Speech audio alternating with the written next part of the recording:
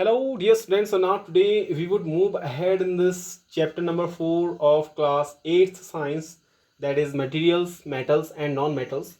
So previously we have discussed about the metals and the physical properties of the metals. So now today we are to start the non-metals also. What are the non-metals? So if you define the non-metals, so these are the substances which are electronegative in nature, just opposite to the metals. Metals are electropositive in nature, so non-metals are electronegative in nature. Electronegative means they have the tendency to gain electrons, and in case of the metals are electropositive, means they have the tendency to lose the electron.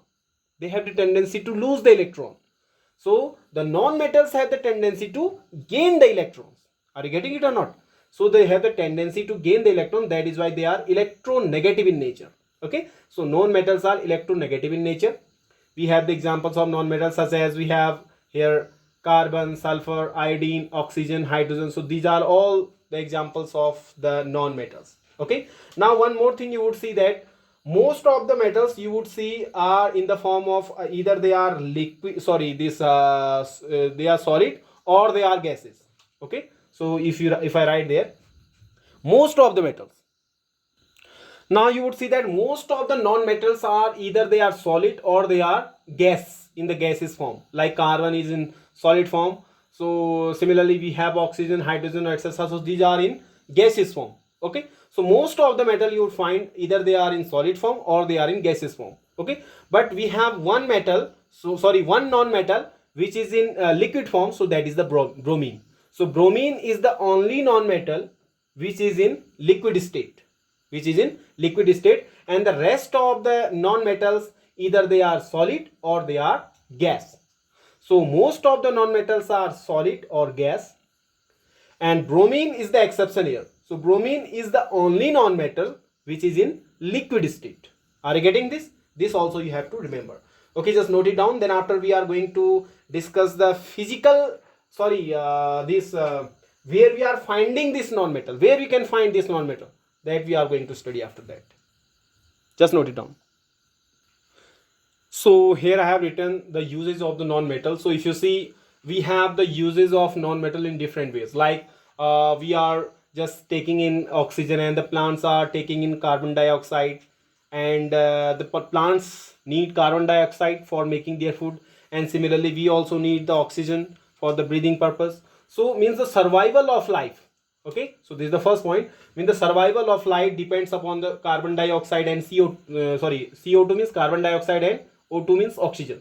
So the survival of life depends upon the carbon dioxide and oxygen. So without carbon dioxide and oxygen we cannot survive.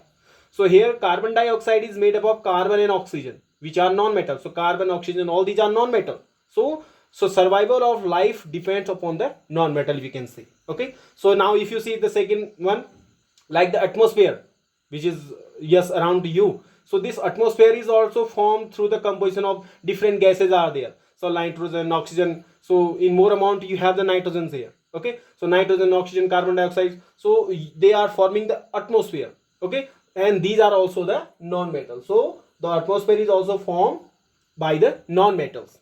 Okay, now then third one, you can see coal. We are using coal at home also, and it is used as a fuel and excellent source of energy. And this is also made up of the carbon. Coal is made up of carbon, and carbon is what? Carbon is a non-metal. So we can say yes, we are using the non-metals for the purpose of fuel also. Okay, then if you see the combustion of fuel in rocket, the combustion is taking place in the rocket. The fuel would burn there. So the fuel only would burn if there is oxygen. So you need oxygen for the combustion purpose, for the combustion of fuel in rockets also. Then only the rockets can go up. Okay, so there also you need oxygen. So oxygen is what? Oxygen is again a non-metal. Okay, now if you see diamond is what? Diamond, we are making jewelries out of the diamond, and this diamond is what? This diamond is made up of carbon. This is nothing but it is made up of carbon. So carbon is what? Carbon is again a non-metal. So we have the uses of non-metal in different ways there. Some more uses are there. Before this, here just note it down. Here we have some more uses of the non-metal. Now the next one is we are using the graphite which is there in battery or in the pencil lid. We are using this graphite, and this graphite is again made up of carbon, so carbon is again a non-metal.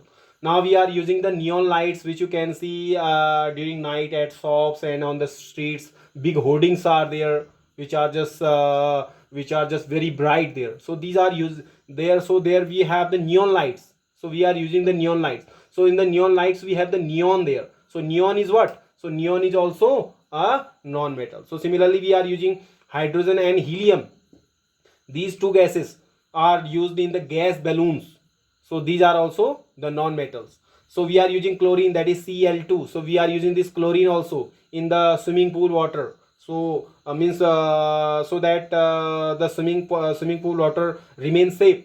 Okay, otherwise it might be infected, because it can become dirty also. So to prevent it from being infected, so we are using, or we are applying their chlorine in the swimming pool water. So chlorine is what? Chlorine is again a non-metal. So here again we have a use of non-metal. Then again, one some more use of the non-metal we are there. The non-metals are also such as we are using this iodine in as an antiseptics. Okay, so we are using the non-metals as an antiseptics also. So this is how we have discussed the uses of the non-metal. So that is all for today. Would be discussing some more topics of this chapter. Till then, stay tuned and keep watching. Thank you. Have a good day.